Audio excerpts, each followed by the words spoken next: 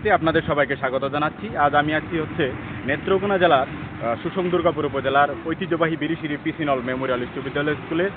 আমরা আপনারা জেনে থাকবেন হয়তো বা এই স্কুলের প্রতিষ্ঠা হয়েছে 1896 খ্রিস্টাব্দ, তার মানে 100 বছর পেরিয়ে গেছে এই স্কুলের বয়স। এখান থেকে আসলে বাংলাদেশের বিভিন্ন উচ্চ মহলে বিভিন্ন জায়গায় সচিব, কেউ ডাক্তার, কেউ ইঞ্জিনিয়ার এবং বিভিন্ন পোস্টে এখান থেকে এই স্কুলে পড়ুয়া ছাত্ররা চাকরি করছেন। এই স্কুলের সুনাম যদি বলা হয় তাহলে আসলে শেষ করা অসম্ভব। এই স্কুলের সুনাম আসলে সারা দেশব্যাপী ব্যাপৃত। এই সুনাম আসলে বলে শেষ করা সম্ভব না। এই বিরিশিরি ঐতিহ্যবাহী বিরিশিরি পার্সি চার্লস নল মেমোরিয়াল উচ্চ বিদ্যালয়। আমার সৌভাগ্য আসলে যে এই স্কুলে আমিও একজন ছাত্র ছিলাম। স্কুল জীবন এখান থেকে পার করেছি। এখানে আসলে বহু ঐতিহ্য, স্মৃতি এবং অনেক কিছু স্মৃতি বিজড়িত এই সুষম দুর্গাপুর গারো পাহাড়ের পাদদেশে আমাদের এই বিরিশিরি পিসিনল মেমোরিয়াল উচ্চ বিদ্যালয়। আমরা আসলে গর্বিত যে এখানে পড়াশোনা করতে পেরেছি। এখানের আসলে শিক্ষকদের কথা কি বলবো, আসলে বাংলাদেশের স্বনামধন্য শিক্ষকরা এখানে ছিলেন। বীরেন স্যারদের মতো লোক, ডিজেন স্যারদের মতো লোক, যে স্যাররা আসলে প্রশংসা করে ওনাদের আসলে শেষ করা যাবে না। এই স্কুলে শিক্ষকতা করেছেন। এখন তারা সবাই রিটায়ার্ড করেছেন। এখানে কেউ নেই, নতুন শিক্ষকরা এসেছেন, নতুন ছাত্র এসেছেন। আমরা এই বিরিশি স্কুলের এই ভিজিটে আপনাদের সবাইকে স্বাগত। আশা করি পুরো ভিডিওতে আপনারা থাকবেন। এই সেই ঐতিহ্যবাহী বিরিশিরি পিসিনল স্কুলের খেলার মাঠ, যেখানে জীবনের অনেকটা সময় পার করেছি। এই সেই বাগান, স্কুলের বাগান। গাছগুলো তখন অনেক ছোট ছোট ছিল, এই গাছগুলো অনেক বড় হয়ে গেছে। এটা সেই স্কুলের পুরনো ভবন, যেখানে আমাদের সৌভাগ্য হয়েছে দু একটি ক্লাস করার। এখন অবশ্য এই পাশে বড় বহুতল বিল্ডিং এখানে নির্মাণ করা হয়েছে, যা রিসেন্টলি করা হয়েছে, খুব বেশি সময় হয়নি। এখানে যে এটা নতুন বিল্ডিং, আর এটা সেই বিরিশিরি পিসিনল মেমোরিয়াল স্কুলের সেই পুরনো বিল্ডিং। এই বিল্ডিংয়ে হয়তো যারা এই ভিডিওটি দেখছেন, আমাদের এই সুষম দুর্গাপুর বাইরে যারা আছেন, এই ক্লাসে অনেকেরই হয়তো বা ক্লাস করা হয়েছে। এই ঘরটাতে হয়তো অনেকেরই ক্লাস করেছে। অনেক স্মৃতি, অনেক আবেগ আপনাদের এখানে রয়েছে। তারই লক্ষ্যে আসলে আজকে আমাদের এই স্কুলে ভিজিট। আমার যে সকল ভাই বন্ধু বিরিশি স্কুলের ছাত্র, যাদের অনেক দিন হয় আসলে এই স্কুলে আসা হয় না, কারো কারো এমনও হয়েছে যে স্কুল জীবনে যখন এসএসসি পরীক্ষার পর আসলে কোনো দিন এই স্কুলে আর ফেরা হয়নি, তাদের আসলে একটু এই স্কুলের আবেগ এবং স্মৃতি কিছুটা ফিরিয়ে দেওয়ার জন্যই আমার এই আজকের এই বিরিশি স্কুলে আসা, এবং আপনাদের এই বর্তমানে পরিস্থিতিটা মানে এই সিনারিওটা, আপনাদের বর্তমান সিনারিওটা দেখানোর জন্য আমি এখন এই বিরিশি স্কুলের মাঠে অবস্থান করছি। এই আমাদের পুরনো সেই ক্লাসরুম। এখন নতুন এই 4 তলা বিশিষ্ট ভবন নির্মাণ করা হয়েছে। এখানে এই সেই পুরনো সেই ল্যাবরেটরি রুম, এবং আমাদের পার্শ্ববর্তী যে বিরিশিরি সরকারি প্রাথমিক বালক বিদ্যালয়, এই সেই স্কুল ঠিক আগের মতোই আছে। আর এই আমাদের সেই পুরনো অফিস কক্ষ, এবং ছোট ছোট গাছ। অনেকেরই হয়তো এই গাছগুলো অনেক ছোট ছিল।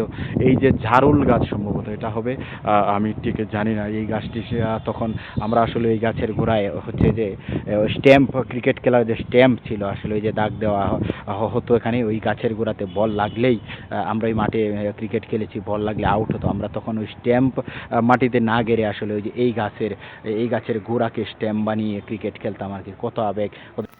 আমাদের স্কুলের বিরিশিরি পিসিনল মেমোরিয়াল স্কুলের প্রতিষ্ঠাতা জনাব জয়নাথ চৌধুরীর নাম এখানে টানানো আছে, এবং পাশাপাশি আমাদের মাননীয় প্রধান শিক্ষক জনাব ফজলুল হক স্যারের নামও এখানে রাখা আছে। এবং এই পাশটায় আমাদের স্কুলের ম্যানেজিং কমিটির সম্মানিত সদস্যের নাম আছে, এবং আমাদের বর্তমানে যে স্কুলে যে শিক্ষকতা করছেন সম্মানিত শিক্ষকগণের নামের তালিকা এখানে অফিস কক্ষে টানানো আছে। এখানে সবাই বেশ কয়েকজন শিক্ষক এখানে নিযুক্ত রয়েছেন, এবং সবাই খুব ভালো মানের শিক্ষক আসলে বিরিশিরি পিসিনল মেমোরিয়াল উচ্চ বিদ্যালয়ে এখন শিক্ষকতা করছেন। সবারই খুব বেশ সুনাম রয়েছে, এবং খুব জ্ঞানী এবং খুব বিজ্ঞ শিক্ষক এখানে। শত বছরের পুরনো এই বিরিশিরি পিসিনল মেমোরিয়াল উচ্চ বিদ্যালয়ে আসলে অনেক আবেগ, অনেক স্মৃতি। এই স্কুলের একাডেমিক এবং যে সাংস্কৃতিক যে সাফল্য আছে, সেই সাফল্যের যে পুরস্কারগুলো আসলে সেই আলমারিতে রাখা হয়েছে।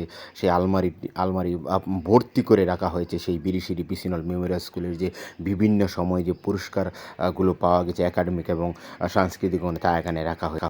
আমাদের সৌভাগ্য আসলে যে আমরা আজকে স্কুল বন্ধ ছিল যথারীতি, সেই সময় আমরা আমাদের শ্রদ্ধেয় স্যার জনাব ফজলুল হক স্যার, আমরা ওনাকে পেয়ে গেছি।